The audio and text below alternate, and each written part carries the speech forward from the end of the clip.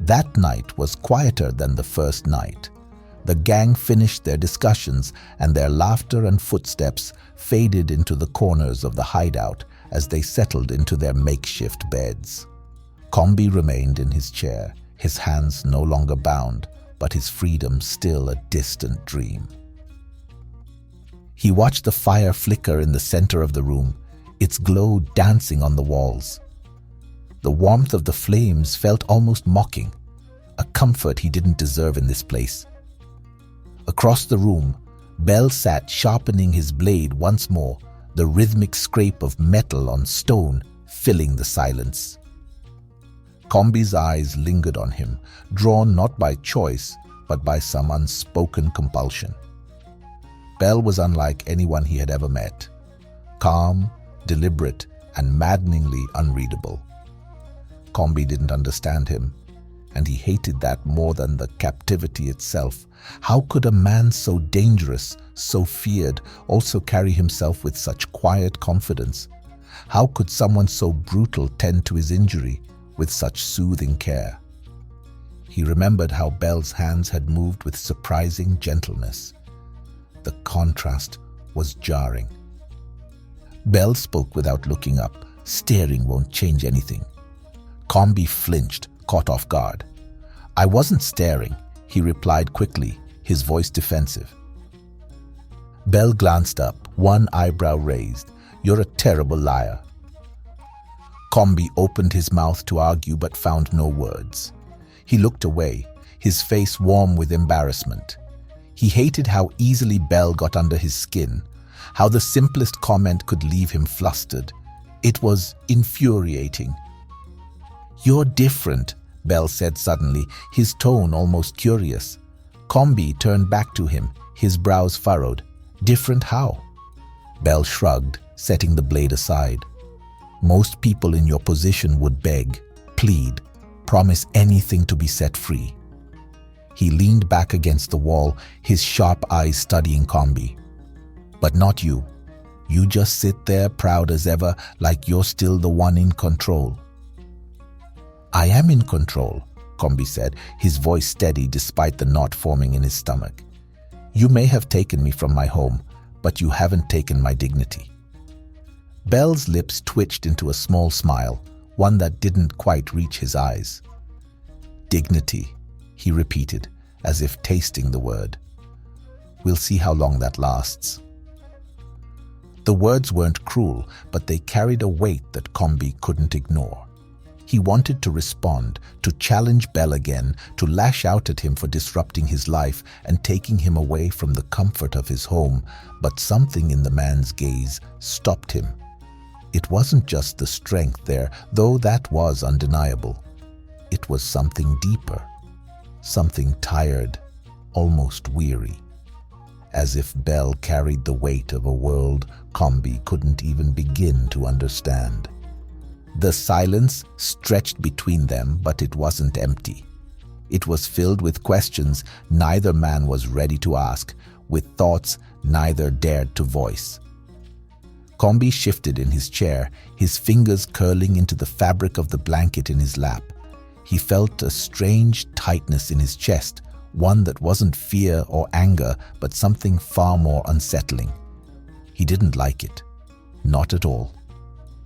Belle stood abruptly, breaking the moment.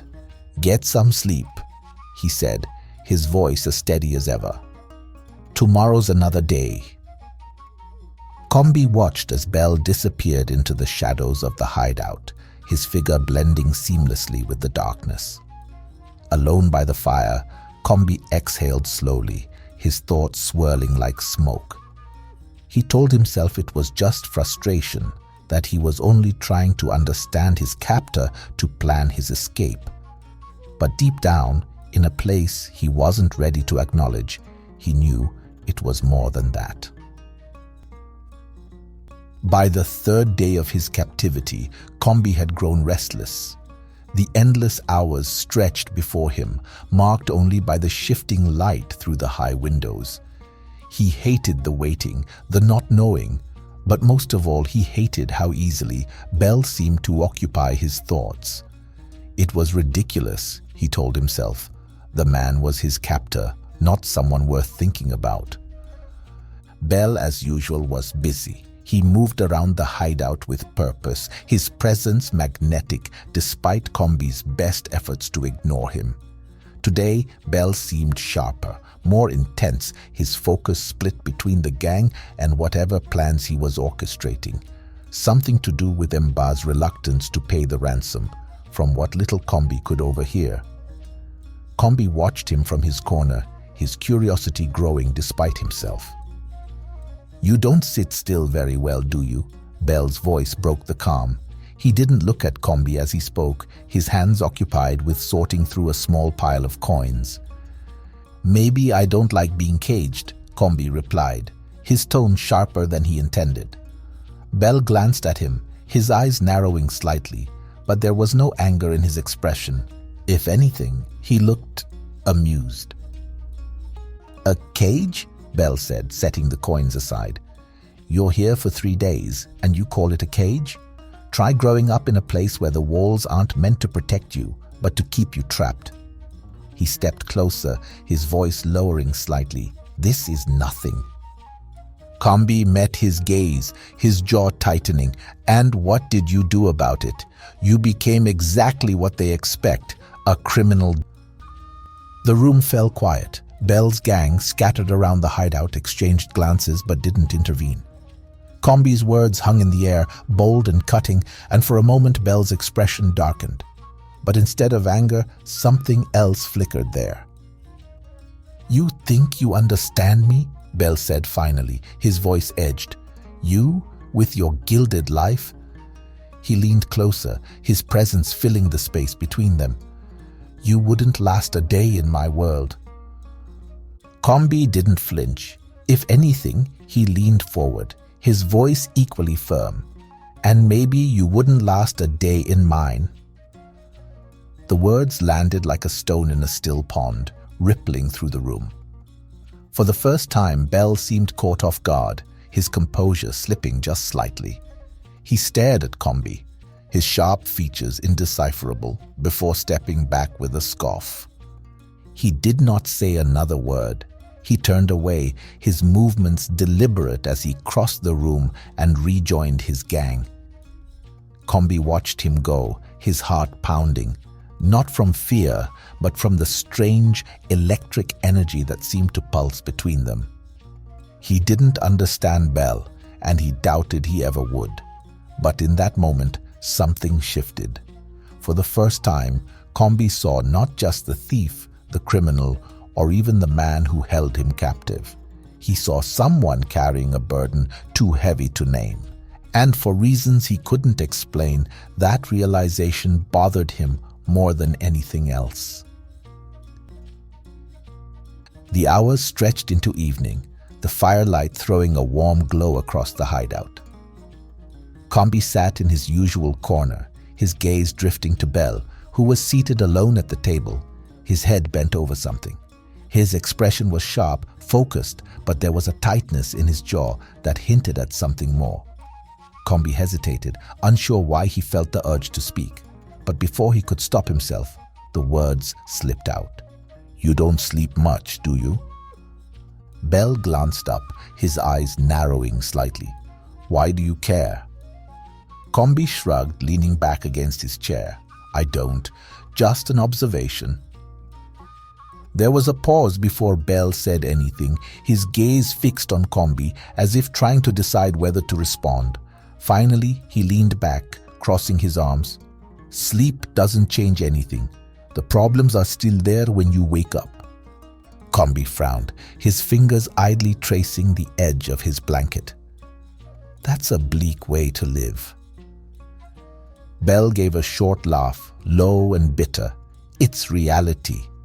He paused, his gaze drifting back to the table. "People like me don't have the luxury of dreaming about better lives." "And people like me do?" Kombi shot back, his tone more biting than he meant. Belle's head snapped up, his eyes becoming steely, but Kombi didn't falter. "You act like being rich means being happy. Do you think I chose this life to live under the shadow of a father who cares more about his gold than his own son? Belle stared at him, his expression hard to read. Kombi's words were bold, ripping through the assumptions Belle had built about him. There was no defiance in Kombi's voice now, only a quiet frustration, the kind that came from years of feeling invisible. For a moment, Belle didn't know how to respond. "You don't know what it's like," Kombi continued, his voice softer now, "to have everything and still feel like you have nothing." Belle's expression hardened, his gaze dropping back to the table. "It's not the same," he said at last, but the edge in his voice had dulled. There was something else there now, something closer to understanding. Kombi leaned forward slightly, his curiosity growing. "Then why do you do this?" he asked, his tone more measured. "Stealing from the rich, helping the poor. What's it all for?" Belle's fingers tightened around the edge of the table, his gaze fixed on the flickering fire. "Because someone has to," he said simply. "Because the world won't change on its own." The words lingered in the air, raw and unpolished. Kombi watched him carefully, his mind turning over Belle's answer. He didn't agree with the man's methods, but for the first time, he saw the conviction behind them. It was unsettling, the way it made him question everything he thought he knew. The silence grew between them, but it wasn't uncomfortable. It was the kind of silence that came when two people began to see each other, not as enemies or strangers, but as something more complex. Kombi leaned back again, his gaze remaining on Belle for a moment longer before drifting to the fire. Belle, still seated at the table, let out a quiet breath he hadn't realized he was holding. He told himself it didn't matter, that Kombi was just another captive, another piece in the puzzle. But as he watched the young man across the room, his sharp edges softened by the firelight, Belle felt something stir, a feeling he didn't dare name. The following day passed in quiet. Kombi had stopped asking the gang for answers. His earlier defiance had softened into a cautious patience. He wasn't sure if it was the futility of resistance or something else entirely. There was a rhythm to this place, a strange sense of order amid the chaos, and he couldn't deny that it intrigued him. Belle kept his distance for most of the day, busying himself with plans and discussions that Kombi was clearly not meant to hear. But every now and then, their gazes would meet, quick, fleeting moments that neither of them could fully explain. And when the evening came, and the fire was lit once again, Kombi found himself alone with Belle once more. Belle sat by the fire this time, staring into the flames as the others disappeared into the shadows of the hideout. Kombi, seated nearby, glanced at him hesitantly. The silence between them was heavier than before, filled with questions neither of them seemed willing to ask. "Do you ever stop working?" Kombi asked suddenly, his voice breaking the quiet. Belle looked up, his expression impassive. "Do you?" Belle countered, his tone lighter than Kombi expected. It wasn't a smile, not exactly, but there was something close to amusement in his eyes. Kombi shrugged. "I like to keep my mind busy."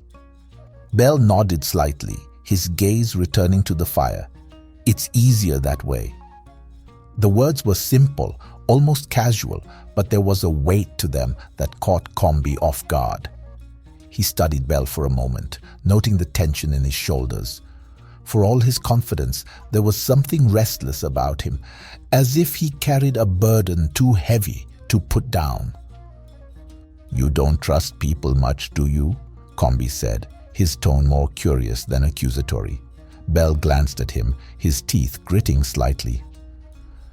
"Trust is a luxury I can't afford," Belle replied. "Not in my world." Kombi leaned forward, resting his elbows on his knees. "And what would you do if you could afford it?" Belle paused. For a moment he didn't respond, his gaze fixed on the fire. "It doesn't matter," he said finally, his voice quieter now. "The world doesn't work that way." "Maybe not," Kombi said, surprising even himself with the softness in his voice, "but that doesn't mean it always has to." The words echoed in the stillness, simple but pointed. Belle didn't look at him, his expression impenetrable, but something shifted in his posture, a subtle loosening of the tension he carried. Kombi watched him carefully, unsure of why he felt the need to say anything at all. "You're strange," Belle said at last, his tone carrying a hint of amusement. "For someone so polished, you have a way of cutting deep." Kombi smirked, leaning back. "Maybe I just see things differently." Belle didn't respond, but for the first time, he allowed himself to look at Kombi without the usual sharpness in his gaze. The firelight danced across the young man's features, softening the defiance that had defined him before. Kombi's face, though undeniably masculine, had a softness to it, polished, almost delicate in the glow of the fire. His jawline was strong, but there was an elegance in his features that made him stand out, something Belle hadn't allowed himself to notice until now. Belle told himself it didn't matter, that these moments were fleeting, but deep down, he felt the stirrings he had been trying to ignore since bringing Kombi here, stirrings he was struggling with, fighting with every fiber of his being to push aside.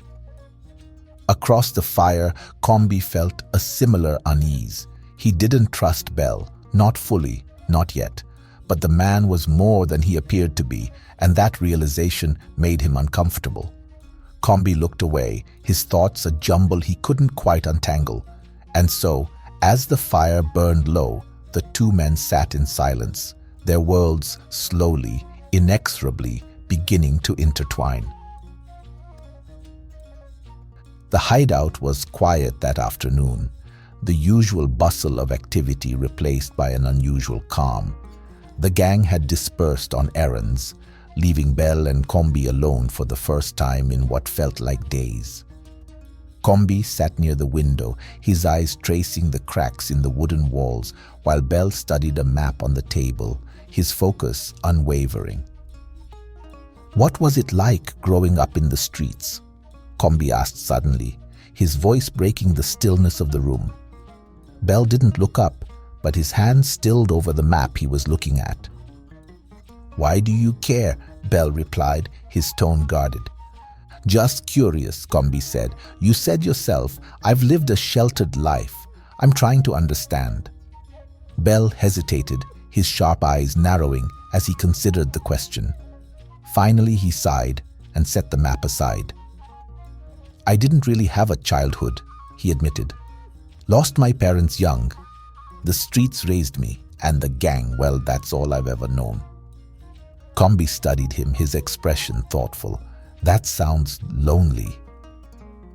Belle's jaw clenched slightly, his lips pressing into a thin line. "It's just life," he said curtly, as if trying to dismiss the weight of his own words. "You grow up fast when you don't have a choice." Kombi nodded slowly, his gaze dropping to his hands. "I had both my parents, at least for a while. My mother left when I was 10. My father, he threw himself into work after that. I guess wealth doesn't fix everything." Belle's eyes flicked to Kombi, a hint of surprise in his expression. "Your mother left?" "Yeah," Kombi said quietly. "I think she got tired of the life my father built. All the rules, the expectations. She wanted freedom." He paused, then added with a faint smile. "She used to read to me every night before bed. She loved stories." Belle leaned back slightly, his expression softening despite himself. "You like to read?" Kombi glanced up, a flicker of amusement in his eyes. "I love to read. Numbers too. Economics, trade, systems that make things work. I guess I've always liked figuring out how things fit together." Belle gave a short, dry laugh, his gaze lingering on Kombi with both admiration and envy. One thing Belle had always wanted to learn in life was how to read and write, but he never had the chance. His childhood on the streets had stolen that from him. He pushed the thought away quickly, unwilling to let it show. "Figures, you're one of those book-smart types," he said. "And you're street-smart," Kombi countered, his tone light but sincere. "We've got different strengths." Belle didn't respond immediately. Instead, he picked up the map again, his fingers idly tracing the edges. "You talk a lot," he said finally, though there was no bite to the words. "And you don't talk enough," Kombi replied, a small smile tugging at his lips. "But I'm starting to figure you out, whether you like it or not." Belle shook his head, but the corner of his mouth twitched, betraying the faintest hint of a smile. The silence that followed was quieter now, less strained. The conversation lingered between them, unspoken yet understood, like the beginnings of a bridge neither had realized they were building. In the hours that followed, they didn't revisit the conversation, but its echoes lingered in the way they moved around each other. There was a new familiarity in the silence, a tentative understanding that began to blur the line between captive and captor. The following afternoon, faint laughter and distant calls from the district filtered into the hideout, their lively tones adding a fleeting sense of normalcy to the moment. The usual hum of quiet activity filled the air as Belle's gang went about their tasks.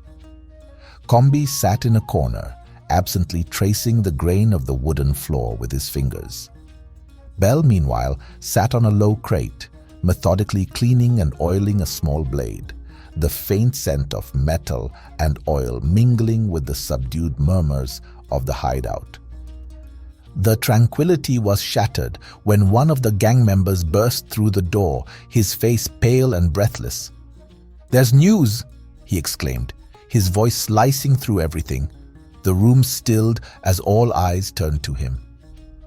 "What is it?" Belle asked sharply, his posture immediately tensing. "The authorities are planning a raid," the man said urgently. "They've mobilized soldiers and informants. They'll be combing the district by nightfall." The room erupted into action, the calm replaced by hurried voices and the clatter of supplies. Belle's gang moved swiftly, dismantling anything that might tie them to the location. Belle's sharp eyes scanned the room as he barked orders. "Pack everything. We leave immediately." "What's going on?" Kombi demanded, his voice strained as Belle pulled him forward. "Where are we going?" Belle glanced back, his sharp gaze narrowing. "Your father's playing his last card," he said, his tone clipped. "Instead of paying the ransom, he's decided to turn the entire kingdom upside down, looking for you." Kombi's chest tightened, a mix of anger and disbelief rising within him. "You're lying," he said, though his voice faltered. "Am I?" Belle shot back, his steps quickening. "He's called for a raid, sent his gold to the authorities to hunt us down." Kombi felt his stomach sink at the implication. He stumbled slightly, catching himself on the wall of the alley as they moved. So that's it. He meant that little to his dad. Thank you for watching. Stay tuned for the next part and don't forget to like, share, and comment.